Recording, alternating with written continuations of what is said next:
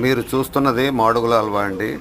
మాడుగుల అనకాపల్లి జిల్లా మాడుగుల మండలం మాడుగుల గ్రామంలో హల్వా ప్రసిద్ధి అండి. 1890 నుంచి తయారవుతోందని చెప్తున్నారు.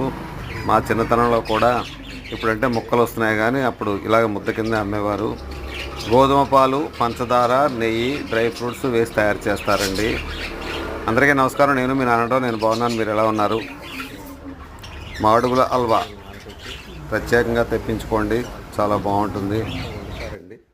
ఇది మాడుగుల హల్వా. అదేనండి, అది ఆడితే రేపు మళ్ళీ గట్టిగా అయిపోతుంది. వేడి చేసుకొని మనం ట్రీట్ చేసుకొని తింటే కొంచెం మా మిత్రుడు పైన అండి మాడుగుల అంతా మా మిత్ర బృందం అంతా వచ్చాం.